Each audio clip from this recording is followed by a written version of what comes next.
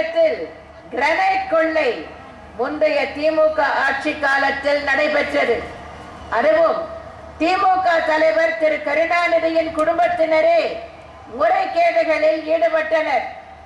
Granite கொள்ளை தொடர்பாக 2009ஆம் ஆண்டே பத்திரிகைகளில் செய்திகள் வெளிவந்தன.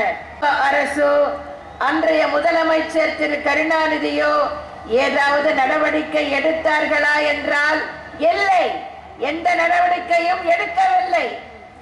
பலமான அடியை நீங்கள் கொடுத்தால்தான் அந்த கொள்ளை கூட்டம் நிரந்தரமாக ஒழியும். திமுக காங்கிரஸ் கொள்ளை கூட்டணியை ஒழிக்க வேண்டும்.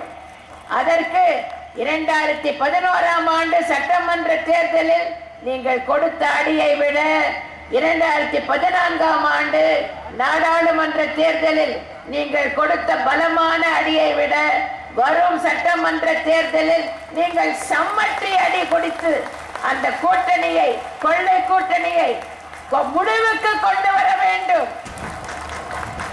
மதவிலக்கை பற்றி இப்பொழுது பல அரசியல் கட்சி தலைவர்களும் பேசிக் கொண்டிருக்கிறார்கள். அதனால் அனைத்து இந்திய அண்ணா திராவிட முன்னேற்ற கழகத்தின் கருத்தினை இப்போது தெரிவிக்க விரும்புகிறேன்.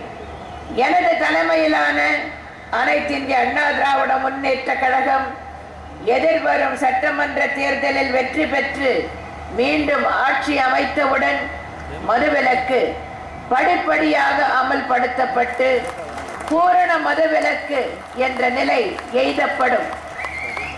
முதலில் சில்லறை மதுபான கடைகள் திறந்திருக்கும் நேரம் குறைக்கப்படும், கடைகளின் எண்ணிக்கை குறைக்கப்படும். பின்னர் சில்லறை மதுபான கடைகளுடன் இணைந்த பார்கள் மூடப்படும்.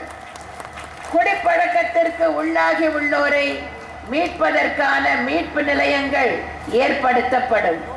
இவை அனைத்தும் செயல்படுத்தப்பட்டு படிப்படியாக பூரண மதுவிலக்கு என்னும் லட்சியத்தை நாம் அடைவோம்.